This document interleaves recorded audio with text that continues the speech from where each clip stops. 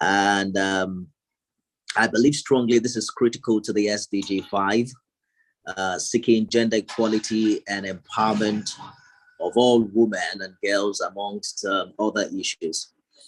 I'd like to begin by calling your attention to a particular female self-esteem survey that was recently conducted by YDI on some 4,500 young women in about 40 African countries.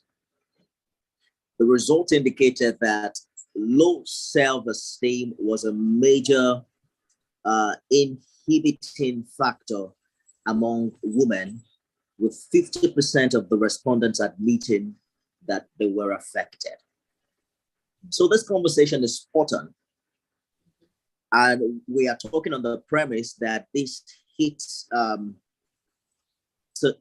the center, so to speak, of perhaps one of the biggest challenges women are facing.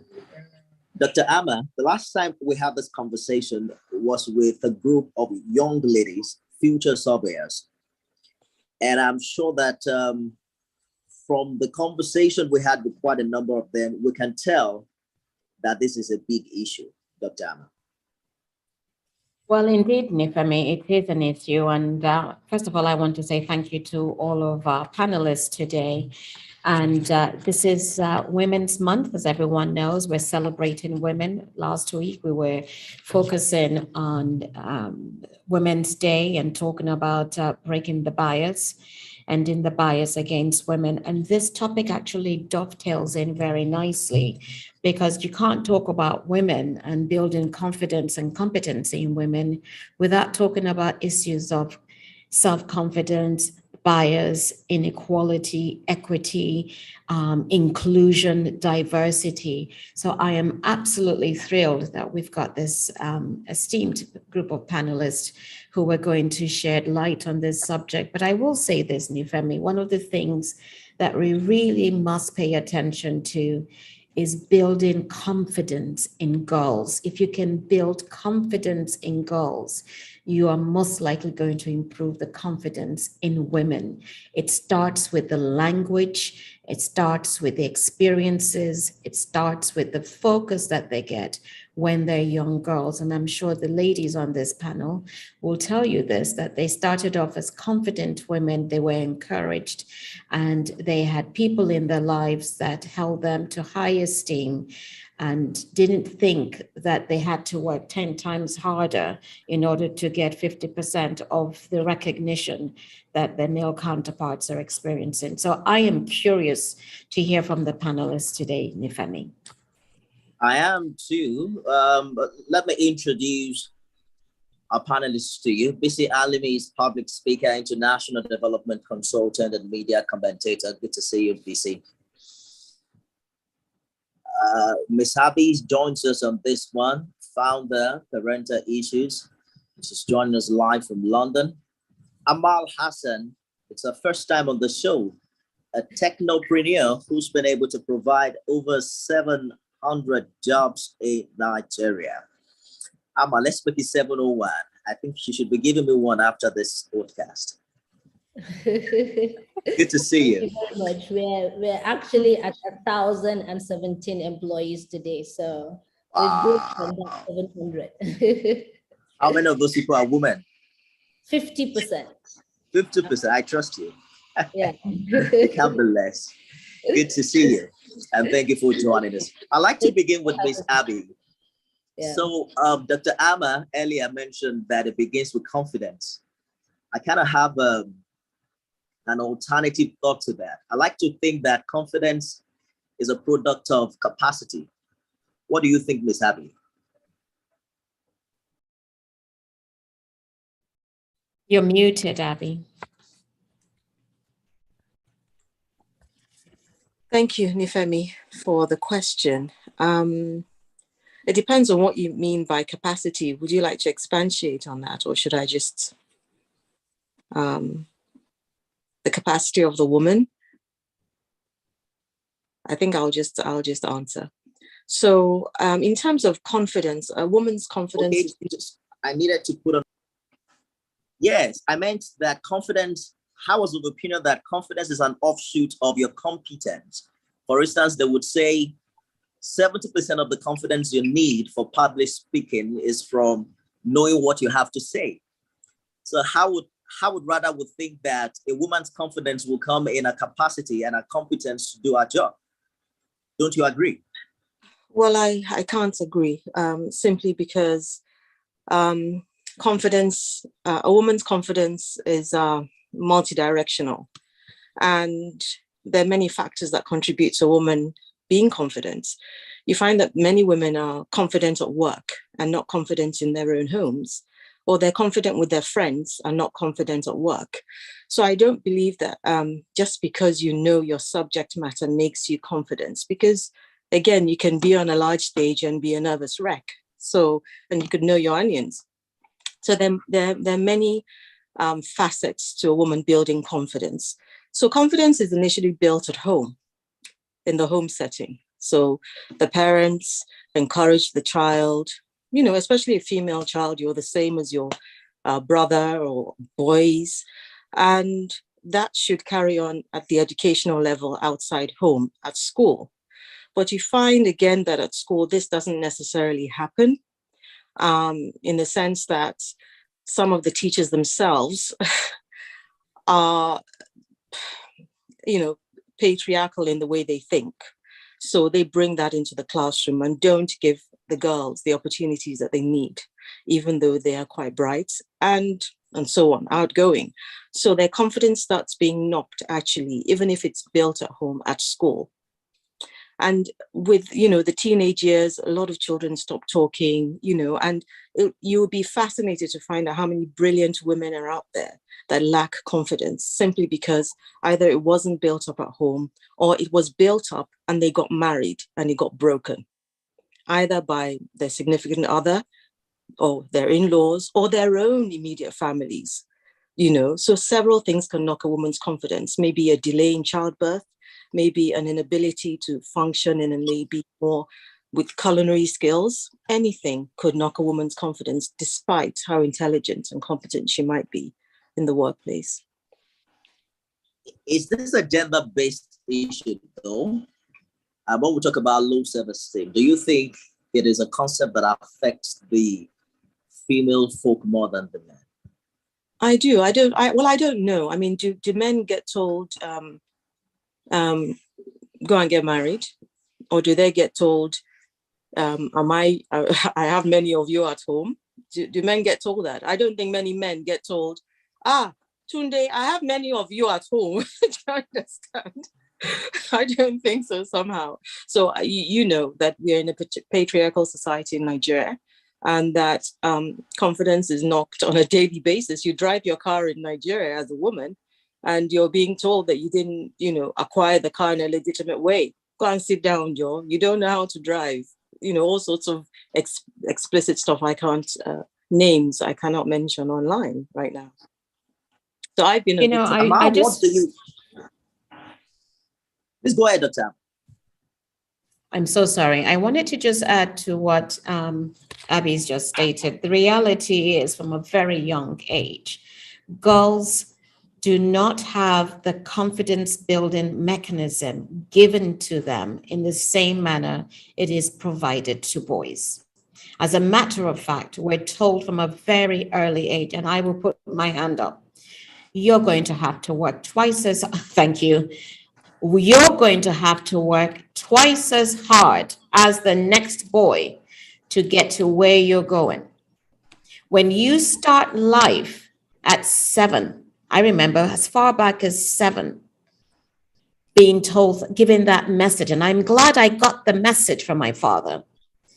You learn that there's a disparity in the world and the society you're in. And I wasn't even in Nigeria. So you can imagine learning as a little girl, I'm going to have to work twice as hard as my male counterparts, as my brothers are. That is a tough thing to learn at a young age. It really is. So the experiences you get, the language that people use. I mean, I had teachers where I would, in my usual self, draw what I thought I should draw. And the teacher would say, that's not what I asked you to draw. Look at what he did. And I look at what the boy has done, and I remember that boy till today because we're friends. And I think he drew absolute rubbish. He just drew whatever he wanted, and I did what I was asked to do. But he gets the applause. So the applause that men get, boys receive, continues throughout life into the workplace and beyond. But women, no matter how knowledgeable they are, literally, the bias continues to try to suppress them, not just in Nigeria, but globally. Globally, women would tell you this: I've had to work twice as hard, and at the end of the day, I don't even get the recognition for the work I am doing in the workplace. So confidence is important, competency is important, engagement is important, curiosity is important, equality and equity, diversity is important. I think the more diversity we have in the office space, and even in schools, the more you're going to see that all of us is bringing something in, and that diversity allows women to shine. But even in the workspace, women can be knocked down by managers who really just don't see that as the place where they should be, or to give them that position to be there. I'm sorry, Amal, please, over to you. Yeah, Absolutely, Dr. Amal. Just before you come in, Amal, okay. We can't hear you, Nifemi. I like to bring you in. Can you hear me now? Yeah. Yes. Yes. So Amal doesn't only have a BSc, she has a master's degree. She established the first organized ICT training institute in Kano. She just mentioned to us now that she's been. I'd like you to talk to us about where you got your confidence from. Do you agree with Ms. Abby that is a thing that you got as young as from your family? Yes, I totally agree. I agree with both ladies that confidence is not a product of competence. It starts from home, and it's also gets broken, just like Bisi mentioned, over a period of time. So coming from a world of, culture where it's biased from the onset, where you're being told that you need to walk like a lady, you need to talk like a woman, so that pressure of what do I need to do actually takes away from a woman's initial even confidence. So let's say you're built with confidence at home, just like Dr. Amma mentioned. Her father, from the time she was very young, kept telling her that, she needs to work twice harder. My mother, on the other hand, keeps telling me that I can be whatever I put my mind to be, as long as I look up to God and work really hard. And I think that's what built my confidence. Right from the word go, I believed that if I work really hard and I am persistent, then I can be whatever I want to be. But even with that, with the way the Northern Nigeria culture, the Nigerian culture, the world culture is structured in a way to reduce your confidence. Let me give you an example. I can be called to talk in America, and I will go and I will talk confidently there up to today without feeling anything, right? I started speaking there confidently before I came back home to speak. Because one of the reasons is, if I'm talking to a Northern Nigerian elders, right? I start feeling like, oh, how do they perceive me? What should I say? How do I present myself? All that lecture that you had from the time that you're really small to growing up, you need to be a lady, you need to grow up, you need to carry yourself well, are all things that undermines the confidence and closes up the competence, right? You know you have it, you're very sure you have it, but you're afraid to present it. Why? Because constantly for all your life, you've been sort of, you've been reprimanded to act in a certain way. So you don't know if bringing it out would be being, what you should do. So what we've done in Outsource, I know you've heard this story several times, Dr. Amma, is I started the company 4 times, right? And I realized after starting the training center in Kano, which is where you heard Kano from, and I realized that we're not doing anything by training a lot of people and they go back into the market without a job. And I started researching on what I could do to create employment. And I looked at India and BPO. I realized that BPO provides millions of jobs. So what we have done after going live 4 times, right?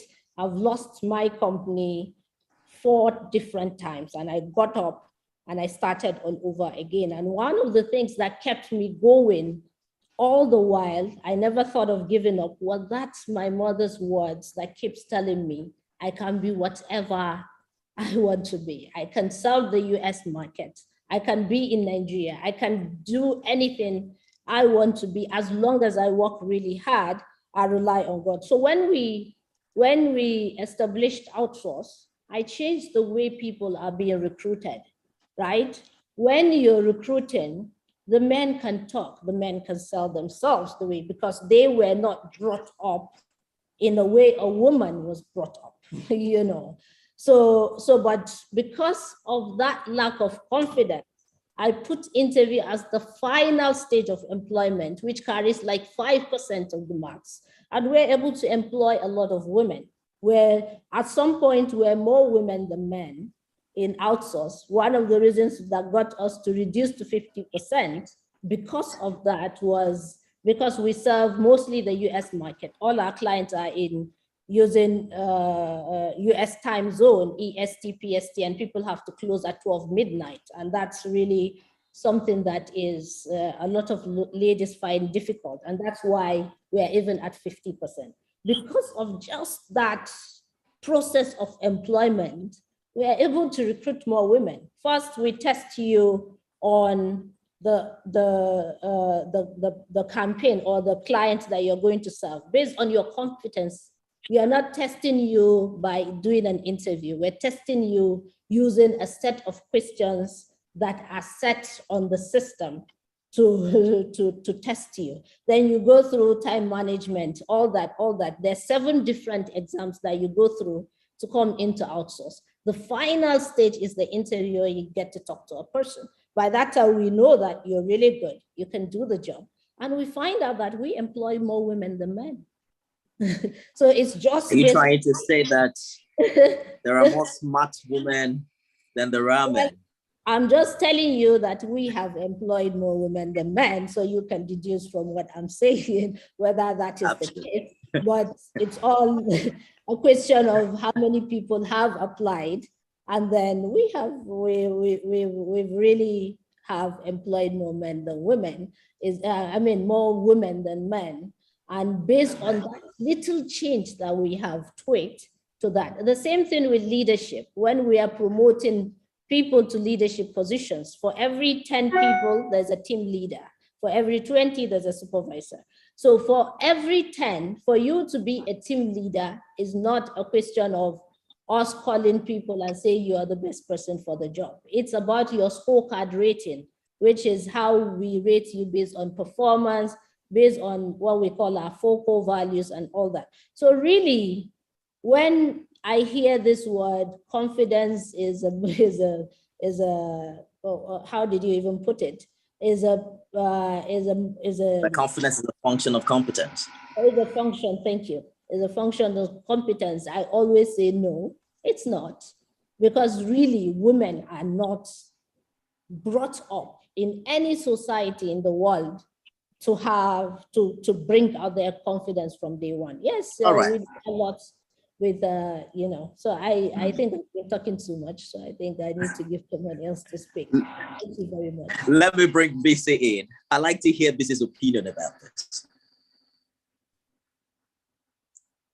I think I actually agree with everything that everyone has said. And while you're talking about confidence and competence, it just struck me. There are so many men with so much confidence sitting on the board of many organizations in the world, and they lack competence. They're either competent to do the job, they don't know what they're doing, they don't know why they're there, but they have the confidence to get the job done. It's the same confidence that makes certain people become president of a country where they lack competence to actually get the job done. Now, we're not going to mention names, but we know that increasingly so, men are more likely to put themselves forward for certain positions that they don't even have the capacity or the competence to do. But I want to say that this is a structural, cultural, and institutional issues.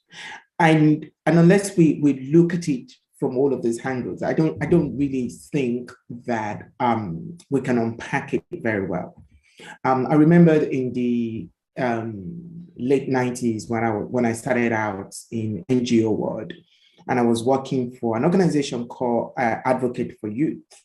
And that was the first time I went to northern part of Nigeria, and we were doing a program for young girls around reproductive health. And at that very young age, there was something that resonated with me, and was the fact that after we've done the training on how to use condom, how to negotiate sex, how to have safer sex, and all of those things, we left, and then we came back a few months later for a follow-up. And we realized that nothing has happened, right? And then we asked these girls, so what's the problem? And they said, well, because the men we're going home to meet do not understand the thing that you're teaching us. So no matter how much you try to build our confidence, the society that we live in does not understand that. So we have all the confidence, we have all the information, we have all the tools to change the world. But when we get into the world, the world sees us as arrogant, as blasphemous, as, all the negative things you can say about women. The world will give us this, we're a bitch, we're this, we're a whore, we don't, and so the world will subdue the women because, as human beings, we need to survive. Survival is one of our biggest skills as human beings. And as for women, survival means that you have to coward yourself, you have to subdue yourself, you have to lose yourself, just so for you to be able to exist in the world that is always constantly out to harm you. But also answer a question that you raised around, is confidence a gender-based issue in the area that does it only affect women? No, actually, a lot of men, so many men, do not have confidence. They do not have self-confidence. So what do we resort to as men? Because we live in a society that has a template of what it means to be a man. And so if you don't fit into that template, right, the society will punish you for it, just the way they will punish a woman who does not fit into a template of what it means to be a woman. So men now have to go into a performative role, just like women will go into a performative role to survive. So men will become domestic abusers, they will become aggressive, they will become over-assertive, they will become numb to themselves, they shut off every emotion that they are supposed to connect with. So they ascribe competency, not confidence, competency to, they ascribe confidence, not competency, to masculinity. So I don't have to know how to do the job. I just have to get into the room. And then they plowed on and plowed on.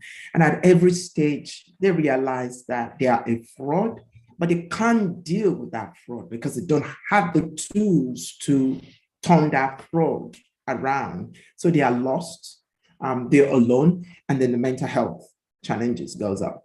So we have to find a way to strike the balance. Well, I have to say this. Go ahead, Doctor. I wanted to just add to Bissy's statement. It is true that very often men will apply for jobs when they know, they are absolutely aware that they do not have the qualifications or all the qualifications. If a job subscribes to 10 prerequisites. A man will have 3 or 4, and he will confidently submit his application. A woman will have 6 or 7, and she'll say, oh, I just need to wait for the other 3, and then I'll put myself forward. Meanwhile, the man is viewed as, what's the word? Confident, a go-getter, blah, blah, blah, blah, blah. And he will march forward. And his counterpart, his female counterpart, is left behind wondering, well, what happened? You asked for 10, and I have 7, and he only has 2, and he doesn't even do them that well. Society, even the workplace, will look at that man as a go-getter, will look at that person as being viable in the workplace, and will push that person through. And he will then end up getting the mentorship or the sponsorship that he needs to advance, only to crash later on in many cases, whereas the woman has been left behind. So really, we have to work on encouraging women. If you only have a third or a fourth, put yourself forth. And the way you do that is through networking. The way you do that is through having a mentor who takes you under their wings and shows you the way to climb up the ladder. You know, having merit is going out of the window, because it's not about merit in many cases, but it has to be merit-based rise at all times, whether it's in a school setting or in the community or in the workplace. Let's use merit for advancement, not gender, because very often, I can speak in Nigeria, and I think many of the people here will agree, very often men are promoted above a woman because he has a wife and children. And so if the woman is in the same situation, well, she's got a husband to take care of her. Absolute nonsense. Who has the chops to do the job and do it well? That's the person that you should be promoting, not gender. So I am absolutely doing this today. End the bias. We need to stop it. And when we end the bias and we start to work with our girls from a very young age to have confidence. I listened to Amal's words, persistent. A persistent woman in a workplace is called aggressive. Why? Why are we aggressive? Because we have something to say, or we're pushing the agenda for everyone's good. So that language is very critical, or she works like a man. I beg your pardon. I don't want to be a man. I am a woman. So why is working like a man what you use either to devalue what I do or as a way of saying, well done? Everybody should work to the best of their ability. Not working. I don't want to work like a man. I want to work to the best of my ability, as you should work to the best of your ability. Stop comparing women to men. Each person is unique. That's all I have to say for this moment, but I'll be back. Miss Abby, did you have something to add? Yes, I wanted to start with, you said, let's stop comparing women to men. This is absolutely necessary because just like Bisi Alimi said, we assume that men and boys are strong. And there are many, many boys that are, that like the so-called female activities such as cooking. We cannot pigeonhole a boy to be a particular way and a girl to be a particular way. And that's very, very important, not to label girls as girls and boys as boys. They are children. And I want to go back and emphasize that, just as Dr. Amma has said, that we need to encourage our girls. We need to give them, whatever they need, to build their confidence from home and in every situation. But we also need to watch the way we're raising our sons. Because if we don't raise our sons the way that we are raising our girls to, be aware, the boys will grow up unaware of the template that is there and how damaging it is. So we know that for some reason, we know this in India, we know this in the Middle East, we know this even in Africa, for the preference of boy male children. where a mother will go on and on until she has the male child before she feels valued. We need to get to the point where it's not just with educating people about how equal the sexes are in terms of the value of each child in the world, but also really talking to our boys. You must not behave this way. We must bring up gentlemen. We must bring up conscious, intentional boys and fathers and, professionals and confident boys as well. But it's very, very important. I see in my work a lot of parents that the emphasis a lot is on the boys, the boys, because the girl is going to get married. She needs a very good education as well. But the boys, it's the emphasis a lot is on the boys and how the boys will take over the family business. And, things are changing. A lot of girls are assuming a lot more positions, but I still feel that we have a lot of work to do as women in talking to the boys that, we are helping as a community to raise. Absolutely, Ms. Abbey. I also think that we need a lot more people who will begin to take interest in the boy child. I see a lot of girl child advocacy, which is fantastic and great.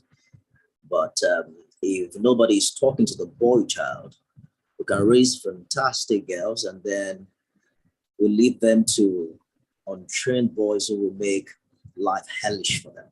Absolutely. However, now that we have established what is wrong with the society, I like to think that society changes with the people in it.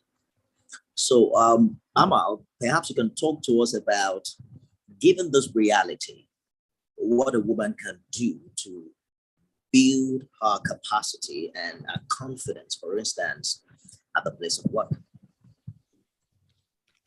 Thank you very much for that. I agree that we need to educate both men, both boys and girls, in terms of how to eliminate all this, bias, right?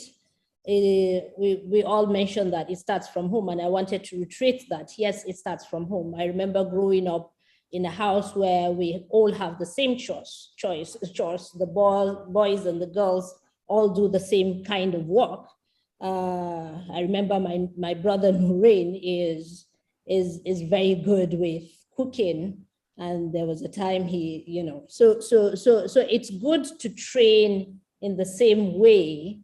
And that way, when boys grow up in a house like that, they take people based on just the way they are, as in they take people individually, irrespective of whether boys or girls, based on their competence, based on their personality, and they treat everybody and give everybody equal opportunity. But the way to change that in this society, now that things have gotten to the way they are, is for each and every woman to be made to believe. Dr. Amma mentioned mentorship. She mentioned, there's a need for constant education. So you can educate your child at home, and she can go to the school and it will get broken, just like Abby mentioned. Sorry, Abby, earlier I called you busy. I have 3 girls in my house. What I realize is when they're in primary school, they can talk freely in public. But the moment they get to senior secondary school, I see them becoming very, very shy, and they can't really talk the way they don't have the confidence that they normally they have from the time that they're young. So I think when we train our girls to have confidence, or both girls and boys to have confidence, and they go to the schools, then it gets broken, by the teachers and the society and all that. So we need to do a lot to bring out the confidence. One is to get the women, or to get the girls and the boys to believe that they have the capacity to be whatever they need to be. One statement from my mother that keeps ringing in my head is, I can make things happen as long as I rely on God. And that feeling, that belief is what made me to think that I can start this company, even though no one else in Nigeria has thought of doing that before me. Right? And that is just a pep talk. It's just something that I believed from a very young age. And in our workplace, the same thing. I see young ladies coming in. We have a demographic of 21 to 25, very young people in our environment. They come in without confidence, but once they are made, they're being pushed on the system by themselves based on their confidence, they start building that. And then we go ahead and keep telling them that they can be whatever. A lot of times when we give them leadership positions, when we promote them to be team leaders, they always say this: we can't do this. I remember there's one lady called Ruthie. She's now in part of management team. She started as an agent, as a call center agent. When she first got promoted, she came to me and said, I can't do this. And I told her, you can. Why can't you? You can. So we need people to tell them. We need to create that awareness. We need to all take it up upon ourselves the way Dr. Amma is taking it, the way all of us are taking it. We need to tell them that you can. When they say they can't, when we notice that lack of confidence, we need to always bring out the confidence in them. It is there. It is in there. They just need to believe. I always tell them, see, God made everything in this world, right? If you work hard, you have the same kind of opportunity as Bill Gates, as Mark Zuckerberg, because they are created by the same God. So you have to just believe. They believed that they can do it. You have to believe that you can. So you have to bring yourself to be them. So I always ask people, what stops you from being Mark Zuckerberg? So we are in a tech environment, right? What stops you? He has the same kind of opportunity as you. He's a human being like you. So if you think of yourself as that, then you can be whatever you want to be. And that's what we need to keep telling our girls. We need to keep telling our women. We need to keep saying this in a work environment. And once we identify a lady with competence or, to do the job, we need to just push her and she would do it. I've pushed almost every leader within outsource. They always say we can't do it. I push them, but they end up doing it very, very well. So I think that's the way to go. Fantastic. Networking, faith in oneself. I think that you also talked about the need to believe in yourself and also having someone behind you to push you, and then you find out you can walk on waters. I wanted to add. Yes. Can I add something else to that? I think you have to visualize, it is important for people to visualize themselves in the way that they wish to see themselves in 5 years or 10 years or 1 year or 6 months. If you can visualize yourself in that position, which means you need role models, you need mentors, it's very, very critical. Women who have the opportunity to support other women must literally pull the other women up as they're rising. It's very, very important. And this is what role models are for. You might see somebody and you don't really know them, but you're sort of following what they're doing. You learn from that experience and you can visualize yourself in that situation. I think that's very important. The other thing that I always tell people, and no, Bissy loves this, is curiosity. You've got to be curious. You have just got to be curious. When you're curious, you seek for the information, you pay attention to the information, and you use that information to rise above wherever you are. So I find that it's very critical for young ladies to be curious. Last week we were speaking to a group of 10 young women that we just gave scholarships to. And these women were talking about, they're all in university in Nigeria studying surveying, a field that is not considered a women's field in Nigeria. And what we were discussing last week is how many of you are going into the field? Are you doing the field work? And they said, no, they don't usually give it to me. There was one particular young lady who is the only female amongst 50-something men. She's never really done any field work. What they do is give her the book to record the recordings. She doesn't carry the instruments. She doesn't use the instruments. How is she going to become a surveyor? And so they've sort of squashed whatever confidence she went into that field with. And now we're encouraging her to speak up. The next time there's an assignment, say, I'm the leader.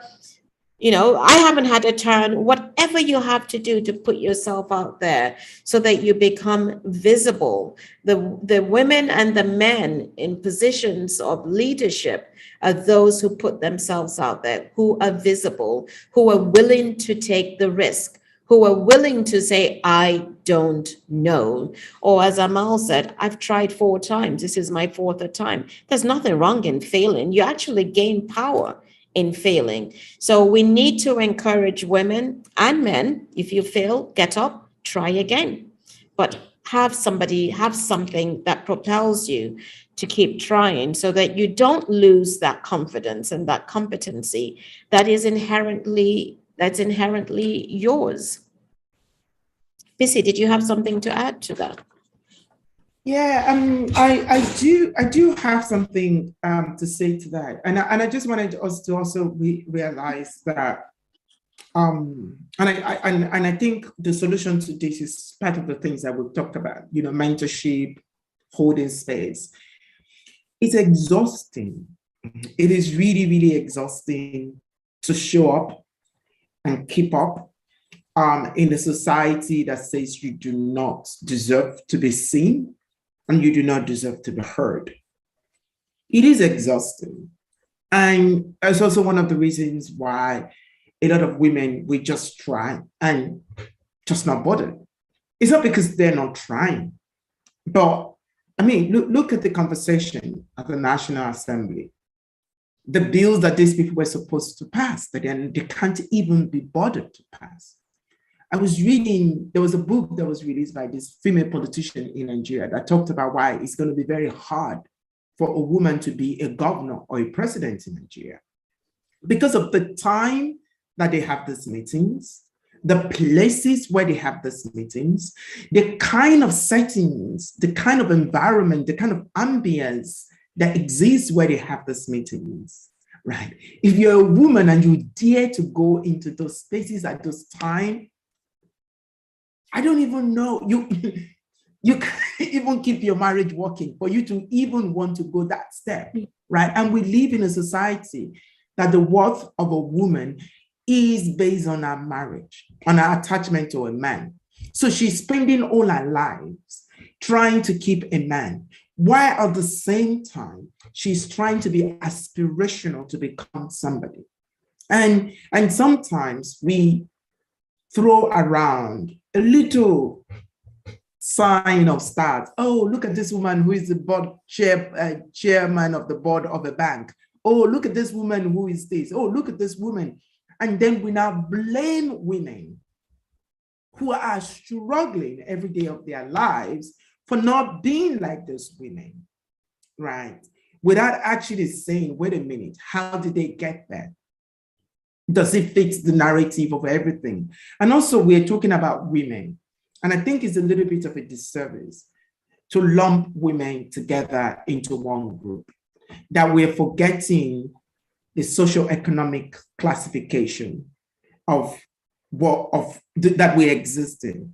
So to think that the Alakijas of this world will do as a woman does not mean that Yetunde, who lives in Mushin, who is a pepper seller, can ever achieve that. And if we have to judge Yetunde by the standard of the Alakijas, then we are not being very honest with ourselves. So it's about how do we create an environment that can at least allow Yetunde to shine the way she wants to shine. And I think it goes back to what everyone has said here.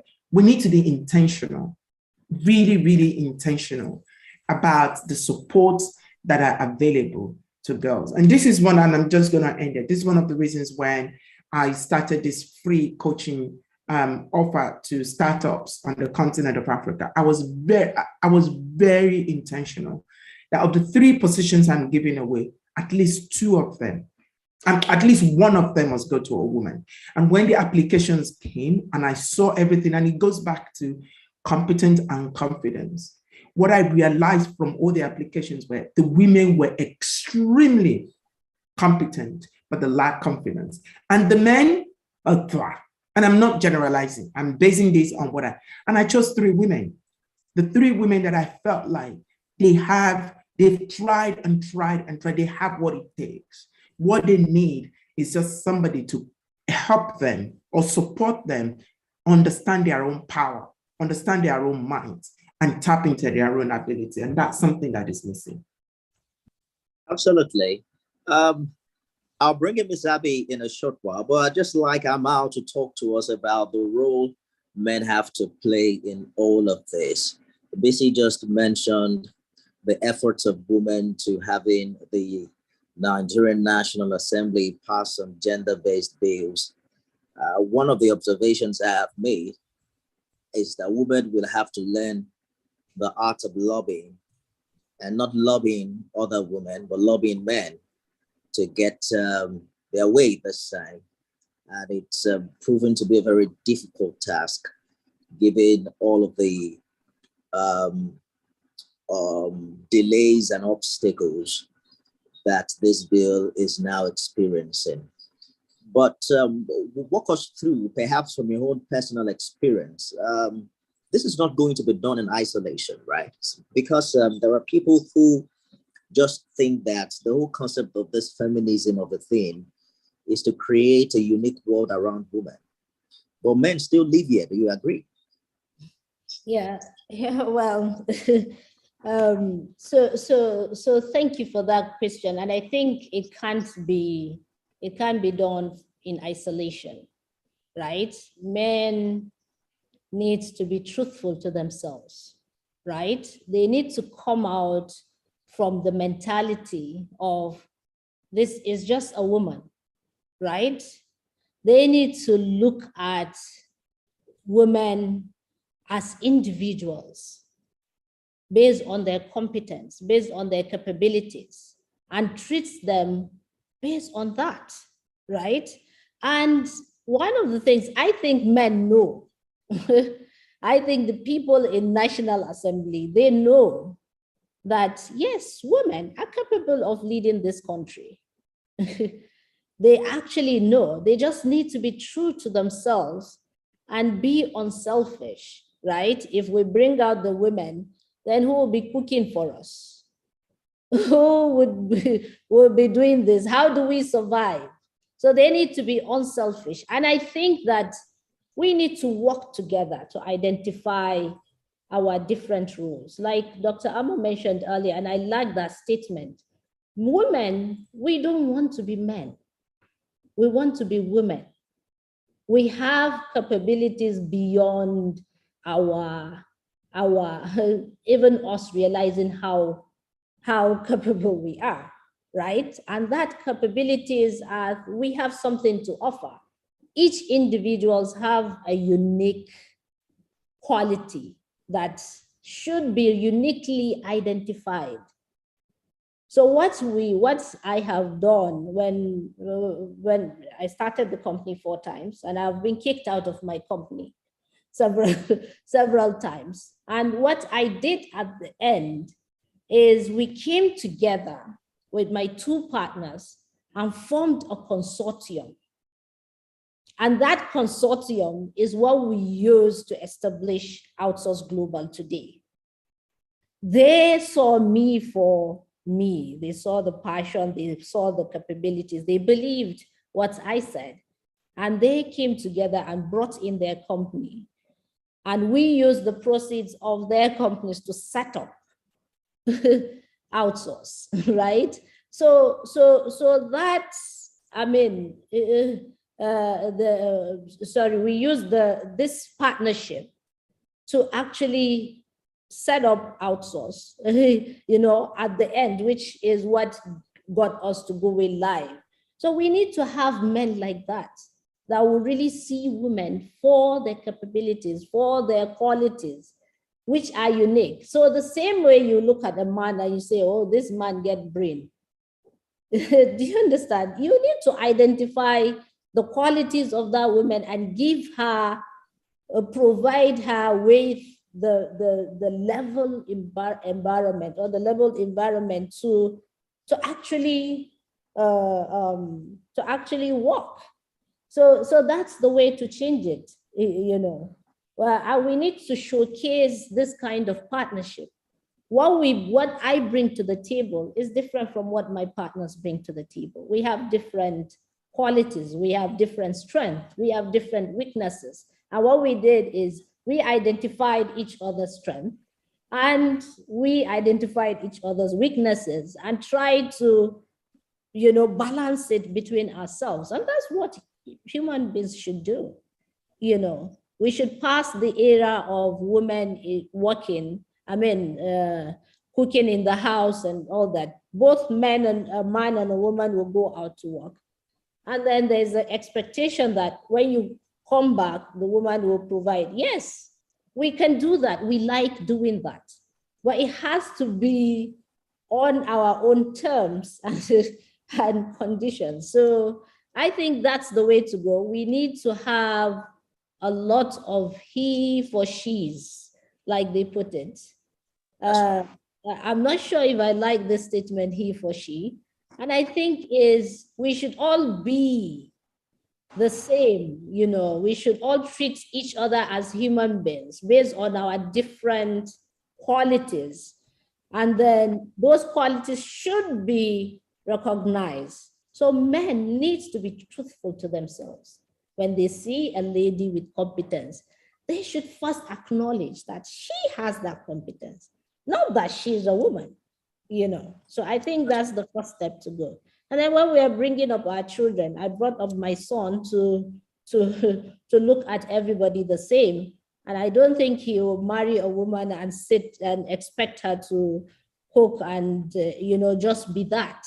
Because you're training them from the word go that there is an imbalance and it has to be balanced. This lady, she's good, she has this, and based on that, we should treat her as that. This man has this, he has these qualities, we will use these qualities for this, and that would provide an even environment for everybody to succeed. I agree with you, Amal, that men have a lot to do. And one of it is that I have a dream that soon a man will take a woman out and ask the woman to pay, or at best they share the fee. It's gender equality. I'm just kidding. I know you're looking at me in some funny way anyway. If I may, come on, you know that occurs already. We have to, and you know from previous episodes that we've done that there are many households where the women are the higher wage earners and taking care of their families. That was just a joke anyway, but I know that we'll get to that point where women would also take equal financial responsibility. Ms. Abby, on a final thought, I'd like you to just wrap this up by walking us through the competence needed for women leadership. I must say this, a lot has been going on well for the women folk this month until the inauguration event in Anambra yesterday, where we saw the wife of an outgoing governor receiving a hot slap from another woman leader. And that's a very, very, how do I put it now? I think it's a stain on all that is going on well for women this month. And I know that in the coming days, just a minute, BC. Just a minute. Don't go there, don't go there. And I know that in the coming days, a lot of men will make, reference to the emotional capacity of women in leadership. Now, I am not ascertaining this to be true, but I'm saying this is a conversation we must have, particularly now that we're talking about developing capacity, for women. I mean, whether you like it or not, it is a case or how do I put it now? It is a good example that we can use in this conversation as regards what must we learn differently, not only for the women folk, but for the men folk when we're eyeing leadership at this level? Ms. Habi. Okay, thank you, Nifemi. There are two things that have been on my mind since the last few contributions have been made. The first thing is, there will be women listening to this podcast and who are not aiming to go into the corporate world. And I remember a few decades ago, I wrote a paper called the Economic Analysis of Women's Work. And I termed women's work being a homemaker, being a teacher, being a nurse. Meanwhile, of course, a man can be a homemaker, a man can be a nurse, a man can be a teacher. What I was trying to explain is that even women that do not go out into the workforce need to be remunerated and, appreciated and paid. So if I think about, we're analyzing women's work and we're saying to women, no matter what you want to do, whether it's being a florist, whether it's being in the corporate world, you will be rewarded for what you want to do. You will not be pitied and supported just because we're helping her. It's because she's good at this and this is what she chooses to do, whether that is homemaking. Now, you're talking about the emotional capacity of women, and I heard BC wants to interject, so I'm going to quickly say what I have to say. A nation that looks after its women is a healthy nation in general. In the West, the women are looked after to the extent where in some Western countries, European countries, the woman is off work for an entire year and paid. Entire year and paid her regular salary whilst she is nursing her child. So then that particular nation is nurturing the mother, nurturing the new, so that she can nurture the new generation. A nation that does not look after its women is an unhealthy nation, breeding unhealthy people, basically. So if the government and the Senate didn't pass this bill, obviously they want to continue what has been happening. And there has to be this conversation and reality that there's a big difference between culture and chauvinism. I heard some people say at that point, oh, it's part of the culture. It's not that alone in isolation. Because as you know, I've said this on several podcasts before, there have been very many strong African women that have made Nigeria proud, from Ransom Kuti, Queen Amina, Madam Tinubu, so many women, hundreds of years ago. We can go back. So are we going to say there was no culture there?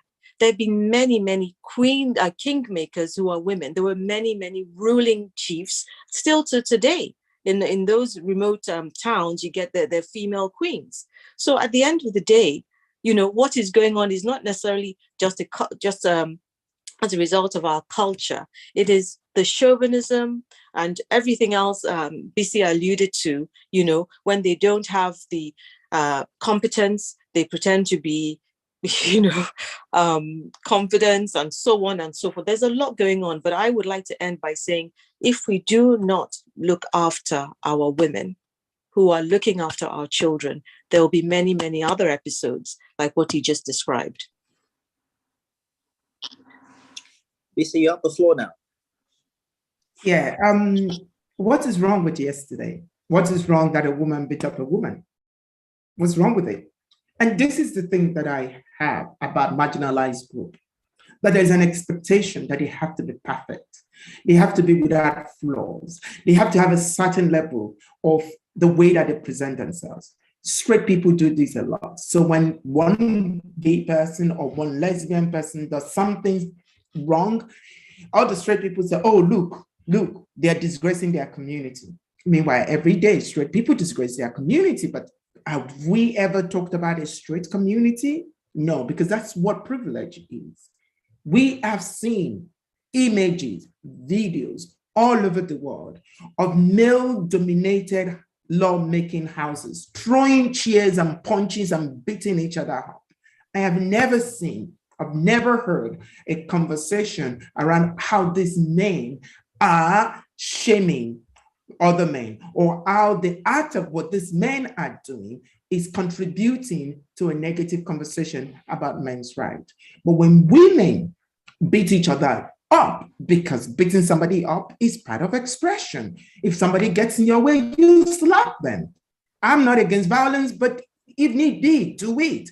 Remove their wigs and throw their shoes away. Stand up for yourself, if that is how you know how to do it well. But it does not then bring the conversation around, oh, look at this women fighting. What does this mean for women? And this is the reason why we keep keeping women in chain. We have a certain template for women, all women, to operate on. And if one woman dare to go against that template, we will shame other women because of that. And we need to stop that. And that's not even a conversation we should be having in 2022. I don't agree with you, BC, that the incidences at the floor of the National Assembly has not been talked about in a negative light. Over the years, we have raised, many stakeholders have raised the barbaric nature of fighting on the floor. The reason I raised that issue, I thought that we could use it to promote, concepts of emotional intelligence. We talked about women lobbying at the National Assembly. We can talk about lobbying efficiency, because that's where many of the female stakeholders got it wrong. I mean, stakeholders are saying that they did not lobby the bill. So it's not sentiment. It's like you don't go to court and say, because I am right, then I'm going to get the judgment. You have to come with your facts, and you have to come with a competent, very competent lawyers who can also state your case very clearly. So this has nothing to do with shaming women.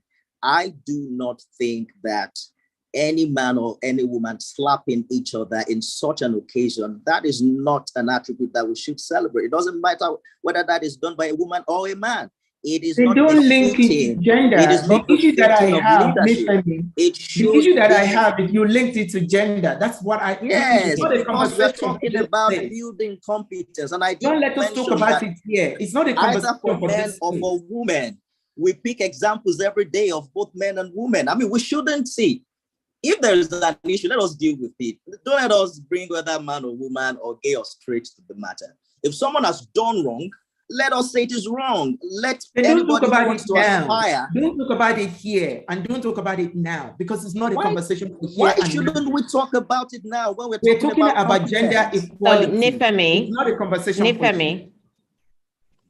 So, Nifemi, I'm with you, Dr. this Ahmad. is, yes, so here's the difference. And it goes back to something that Amal said earlier about which really talks about being a good girl or being a good woman. In other words, if you're a good girl or a good woman, then you really ought not to be fighting with another woman publicly. And when you make the point based on gender, then you are shaming that person. Technically, he's absolutely correct. Because the reality is fighting of any sort, whether it's localized or whether it's national or international, as we're all experiencing, is not acceptable. That's basically bullying, right? And it should be condemned, whether it's a man or a woman. No, Nifemi, you're missing the point. Should be condemned. You should condemn all forms of violence, period. Exactly the point I'm making, Dr. Ahmad. No, Nifemi, I'm sorry, Nifemi. The point you made wasn't about condemning violence, but by highlighting that it was two women that did this. Let's condemn the act, not the gender of the people. This is why Amal brought up that subject at the very beginning about the template that we use to describe or prescribe the behavior of women. The behavior is appalling, whether it's a male or a female. It's getting a lot of attention because it's two women who did this inappropriate behavior. They were just dysregulated and don't know how to self-regulate themselves. End of story. But when men do it, it doesn't get the same flavor as when women do it. And this, I do not agree Nifemi, with you. No. I'm glad that you don't. No, on, Nifemi, I hold on, haven't Dr. finished. Amma. Don't interrupt Hold me. on, hold No, on. don't interrupt. You interrupted Nifemi, me please as do not. well. Hold on, Dr. No, Amma. no. When we're having these conversations, please, when we're having these conversations, it is important that we do not tolerate with gender. Do you know why? Because if you come on this platform and say, Nifemi, you colored if you come it on this with platform and gender. say that the Brickrings and the fighting at the National Assembly were not condemned because they are men, that is not true. Over the years, these issues have been addressed, that these guys are not civilized. That is not true. Nifemi, for heaven's sakes, I think we've sort of gone off the plot. We're talking about two different things here. You've gone off the plot. Nifemi, how do you mean? Any kind of misbehavior is misbehavior, period. That's the point I'm making. No. When you said it, Nifemi, and you can always go back and listen to this recording, the highlight was on two women as opposed to the misbehavior. Dr. Amma, that this behavior, I wasn't referring to women. I said, and I'm going to repeat myself for clarity, this conversation is about building confidence and competence in women, right? And I did mention that irrespective of being a man or a woman, what are the capacities that need to be built if you're eyeing leadership, particularly for women leadership? And I referred what happened yesterday.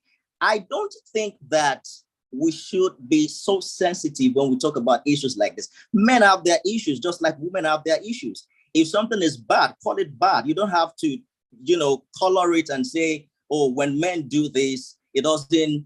I do not agree. I mean, on this particular issue, when we talk about fighting, it doesn't matter whether you're a man or woman.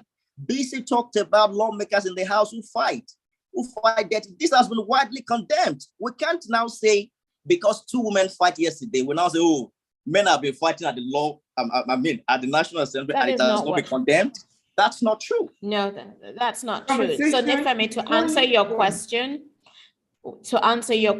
this is about self-regulation, and we talked about it at the previous podcast, and we can come back to it. The reality is when people fight the way that they do, it's really about dysregulation, and you have to learn to regulate yourself so that you can actually communicate and engage with the other person. That's the most important thing. If you're talking about building a competency, is the competency for self-regulation. That's what we need to build. The point that Bissy was making was the emphasis that's being placed on women fighting, as it is not socially acceptable. It is not acceptable for anyone to fight. Period. There were two women fighting. Often, there's no way I could have edited that fact. So basically, can we have your last There are two ways. We've forgotten about Miss Abby. There are two ways you could have edited that. And I just want to say because I need to jump on another call. But there are two ways that you could have edited that. One of the ways is it does not have anything to do with the conversation that we're having today. It does not have any space in this conversation. I disagree with you. I disagree with you. By all means, it does. And I raised the point why it does. Just a minute. Yeah. Nifemi, can we hear what Nifemi? I'm sorry, Nifemi. Can we hear what Bissy has to say? Thank you. Number two is that there was no way to frame it around the question in the sense that how will this affect? Because that was, and I hope that you can listen back to this. What you said was, so how will this affect? What impact with this kind of in the way that what impact will this have on the need for women's rights or if these two women are fighting? You frame it in those two ways. And that was what the moment you said that I shook my head. One, women fought yesterday. End of. People fight every day. It does not have anything to do with competence. It does not have anything to do with confidence that we're talking about today. That shouldn't have come up in the first place. And that's my opinion. I'm not saying that it's generally binding. The second part is you shouldn't have framed the fight within the framework of two women fought is going to have an unintended consequences on the right of women, because that's the conversation that's been going on social media, and it breaks my heart because every day people fight every day, and my dogs fight, and I'm not going to say because my dogs are fighting it's going to have an impact on animals' rights. dogs fight. That's the way things are. So I hope that we can learn from I this. appreciate your thoughts and your comments on this matter. I, however, think that I have been greatly misunderstood. The point I was making, and I'd like to reiterate for posterity's sake, is that that issue was raised to emphasize, concepts around emotional intelligence as it relates to leadership, or as it regards whether to man or woman. I'd like to say a big thank you, Dr. Amma, for joining this broadcast. Miss Abby, thank you so much. You left Miss Abby out. She didn't have a chance for a final statement. Miss Abby, the floor is yours. Have your final statement. So I thank you very much, Dr. Amma, and everyone else. I did emphasize that, a nation has to look after the children and the women and everybody in there. So if you have a society where the women are under immense pressure, domestic pressure, corporate pressure, financial pressure, emotional pressure, and there's no outlet whatsoever, and there's no support, there will be problems with child raising, with everything. Everything is linked to how we nurture our children and how we nurture our women. We need to fix the health system. We need to fix, there's a ministry, I believe, called the Ministry of Women Affairs. I don't know what they do there, because this ministry is supposed to be there, representing women's requirements. Nigeria is such a wealthy country. It's where, we're so intelligent as Nigerians. Why can't we have maternity leave? Some other person takes the job, whilst the woman's on maternity, she, has her baby, comes back to take her job. Why don't we have a good health system? Why don't we have a good education system? We cannot fix whatever is happening with our gender issues if we don't fix the educational system, if we don't fix what is happening in terms of looking after women medically, actually. And when I say medically, I mean not just childbirth, also emotional health, mental health. All these aspects are so, so, so important. I'm not saying, there was a mental health issue with the fight yesterday. I'm just saying that a lot of women are under immense stress in Nigeria. The men who are under immense stress, many of them will go, and Nifemi can attest to this, maybe because he probably has some friends who do this. After work, they have where they go to step down. I don't know where women go to step down. I don't think there are pubs in Nigeria that women can just go in there and have a lager before going home just to step down. How do women actually step down? Apparently they go to these parties. I actually don't think they step down at these parties. They have to pay for the outfit, pay for their makeup, all sorts. I don't think that actually they're escaping maybe some sort of boredom or something that's going on. But I think the women need to be, nurtured. And that is why we need better representation, fighting for what we need in the government, whether in the Senate and the reps and all these places. Thank you. Fabi's founder, parental issues. Thank you so much for your thoughts. Bisi Alimi, public speaker, international development consultant, and media commentator. We did not agree today, but I appreciate your contribution. Dr. Amma, it's been a great show. Thank you so much. It certainly has been. Earlier, Amal Hassan joined us, technopreneur, who's been able to now provide jobs for over 1,000 Nigerians. We appreciate you, Amma. Thank you for joining us on the podcast today. Thank you, everyone, for being with us this afternoon. Thank you. And have a lovely weekend. Thank you. You too. Thank you. Thank you.